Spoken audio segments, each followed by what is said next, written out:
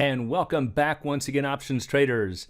And I wanted to address a really good question that we got from one of our traders last week, asking about the covered call and what to do when the stock price rises through the strike. This is a common question, and it's a common, I don't want to say it's a problem because technically you are at maximum gain, but it's a feeling of regret. Whenever you're in the covered call, the stock price goes up through the strike, people say, oh, I wish I had never sold that call. So you definitely have a feeling of regret. So what are some things that you can do? Let's take a look at that, but we'll also talk about some things you can do to reduce the chances for this to happen. But before I do that, let's talk a little bit about the 2020 hindsight bias. I believe this trader was talking about Ford, and he made a comment, something about, I so stupidly sold this call on Ford, and of course now it's up through the roof. Well, first of all, don't judge your decision's quality based on the outcome. Again, that's the 2020 hindsight bias. We can always look on any given day and say what should have been done. But that doesn't do you any good when you're trying to make the decision. So that's the first problem, is that sometimes traders think that they're just doing so poorly because they're just using 2020 hindsight. Instead, ask yourself, were your decisions based on good financial principles? Were they sound decisions? Were they based on probabilities? What is most likely going to happen? Is it more likely for Avis to go from 40 to 500, or is that more unlikely? All right, so always stand by your decisions and say, this is what is most likely going to happen, and this is going to be my decision today, and then you need to stand by it. Also, were your decisions based on your goals? I talk about this all the time. You can't even define risk if you don't have a goal. So if this covered call allows you to meet your goals for that month or time period, then you have to say, why is it now a problem when the stock has suddenly gone through this strike? It just isn't. So those are some things that can help you from even trying to adjust positions when they really don't need to be adjusted. So to get started, let's do a quick review of the covered call. Remember, it is a strategy where you will buy 100 shares, or maybe you already have the shares in the account, and you will sell one call against those shares. Now, of course, it's always in this 1-to-1 ratio. If you had 200 shares, you could sell up to 2 calls. 500 shares, you could sell 5, and so on. But regardless of how many calls you sell, it gives you the obligation to sell your shares for the strike price. So for instance, let's say that you are long 100 shares of ABC and you sell a 105 call for $2. Yes, you are going to receive $200 cash up front in your account. And this is the part that everybody looks at. They just say, gosh, I can get this cash immediately, and they forget about every other aspect of the strategy. But remember, for that cash, it's not for free. You are accepting an obligation to sell your 100 shares for the strike. So in this example, for 105. Now also with the covered call, if you understand strategies and you're Greeks, remember that it has negative gamma. And that's another way of understanding what the cost is of this strategy. Everybody always bangs on about, oh, positive theta, I'm going to collect this theta. It's all about premium collection. Option sellers always win. They have all of these fallacies, and they like to sell those options until stuff like this happens and they see that the stock goes through the strike. So just realize that when you are selling this call, you have negative gamma.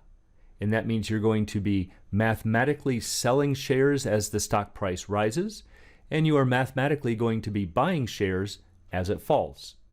So using this example, long 100 shares, short the 105 call for 2, this would be your risk graph. So as I always like to point out, right here is a bend. It occurs at your strike. Every option strategy gets a bend right at the strike. So we can see here's our 105 call. So for all stock prices at 105 or above, all in this area, you have a maximum gain of 7. And that's because we assumed you paid 100 for the stock. So if the stock goes to 105, you pick up 5 points of capital gains, but you also keep the $2. So there's your $7. That's 7%, let's say, for a month. So once again, if this is meeting your goals, you have to say, I don't really care if it goes up beyond this strike. It's all about keeping your perspective. But we also have to remember that the covered call has unlimited downside, and that's because you own the shares. This is the overriding decision. Are you comfortable holding the shares? This is what you're getting paid to do. So if we look at the current graph right here in red, this is, you can see the curvature here. This is showing the negative gamma. We have the bend coming from the downside of the graph from below. And that's why the graph tends to flatten out as we come up. You used to have 100 deltas back in here, and you're working towards zero. You are selling off your shares into a rising market. And if the stock price falls this way, you're becoming longer shares. So mathematically, you are buying shares into a falling market. So we have to understand this about the covered call. But regardless of which risk graph we're looking at, the expiration graph in blue or the current curve in red, always remember that at the current stock price, there is an implied bell curve above it. And so part of what this trader was saying is that, hey, the stock, now might be starting to threaten this call. I sold it back here when the stock was 100, and now it's up close to 105, or maybe even at 105, maybe even a slightly bit above it. And they think, oh, I have to do some type of adjustment. Well, not necessarily. Take a look at your bell curve. 50% of the time it's going to be above this point, this current stock price, and 50% of the time it'll be below. Maybe the best decision is to do nothing. So just because the stock happens to start working its way up towards this strike, this is where too many times traders just end up thinking, I've got to do an adjustment. They end up rolling out further and further in time and only increase the chances that they in fact hold it during a big downturn. So the main point, just be very careful of thinking that you absolutely must adjust just because the stock is near the strike. But let's go ahead and give it the benefit of the doubt and say that the stock is above 105, our strike. Let's say that it's at 115 and we're at expiration. Is this really a problem? Do we have a loss? Well, with the stock at 115, our 105 call has $10 of intrinsic value. And because we are at expiration, there's no extrinsic value. So if the stock is 100, and this is what we paid for it, we sold the call for 2, our cost basis is 98. And if we buy back the 105 call for 10, we're going to spend 10, we have to tack it back onto our cost basis. So 98 plus 10 gives us a new cost basis of 108. But think about it. If we have an effective cost of 108 and the stock is currently at 115, isn't that still a $7 gain? Where's that $7 gain coming from? It's from the original $7 maximum gain you had when you sold the 105 call. The reason it's retained here is that when you buy back this call for 10, you have also released $10 of capital gains into your stock.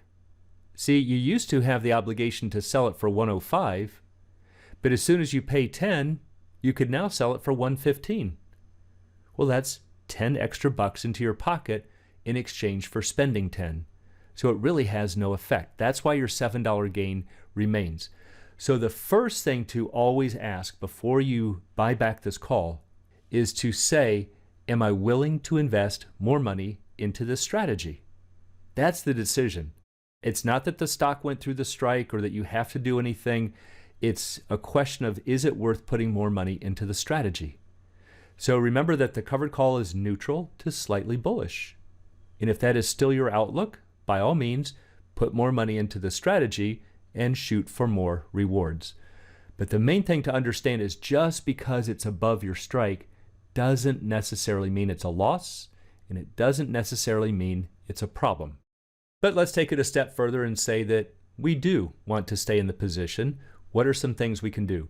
Well, there's a lot of strategies we could do. We could do a stock swap, potentially roll it in the future and continually pay for these potential intrinsic values that we have to cover.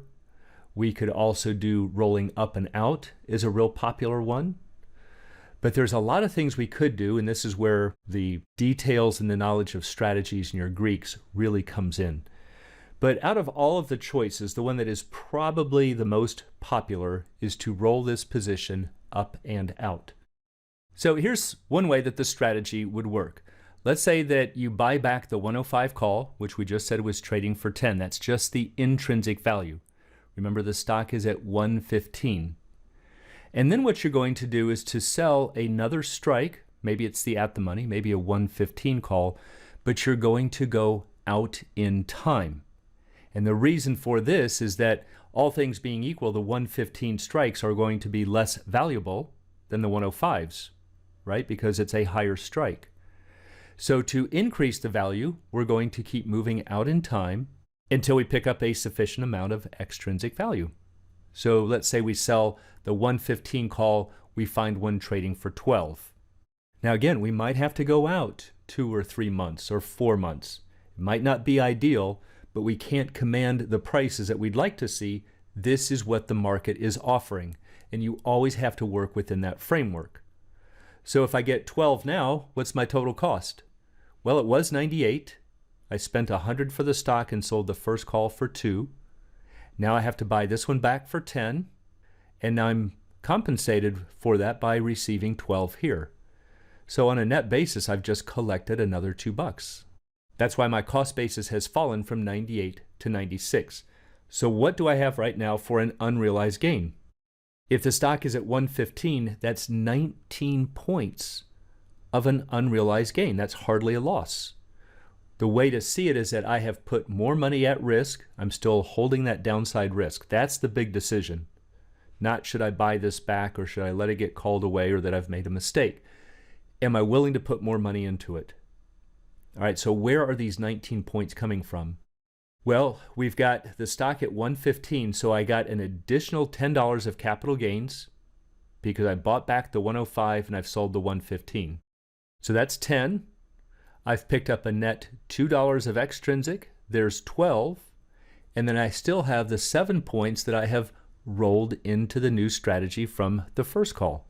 There's the 19. So again, what I'm doing is I'm taking the 7 points that I had for sure, and I'm just rolling it into a new strategy. That's always the big decision, not whether it was a mistake.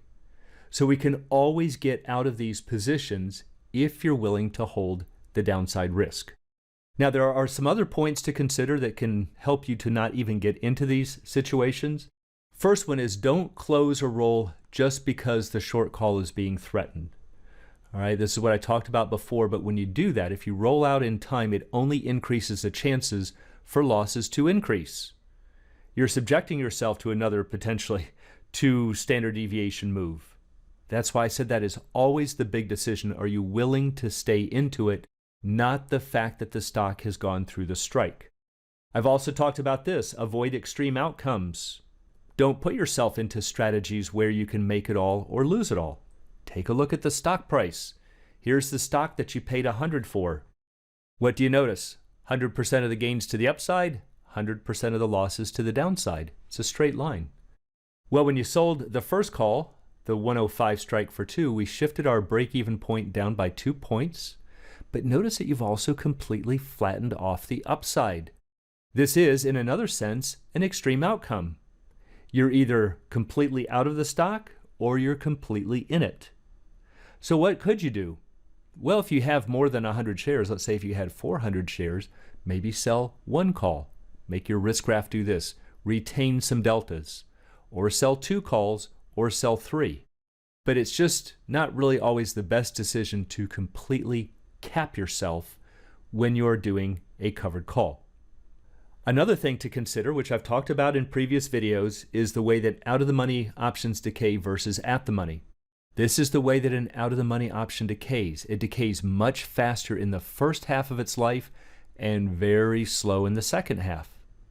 Now, too many times traders are used to seeing this time decay curve where it decays much faster near the end of its life, and so they want to hold these calls very close to expiration. So in this example, we own shares at 100, we sold the 105 call. Let's check it against a pricing model. We might be better off buying this call back at the midpoint of its life and selling a new, let's say 1-month option for another 15 days and end up with more money in our pocket and yet a smaller chance for that stock to break that strike. So I know we covered a lot in this, but it was a great question. But I just want to really emphasize the point that when you understand options and your strategies and your Greeks, you have a lot of possibilities. And that's what makes you a better investor from just knowing plain old shares of stock, long and short. And so for anyone who'd like to learn more about the art and science of options trading, please check out the Alpha Trader course, Strategy Lab, and a technical analysis course. It's all at optionsatoz.com. Also, please join us on the Facebook trading group, Options A to Z, and you can find a link in the description below.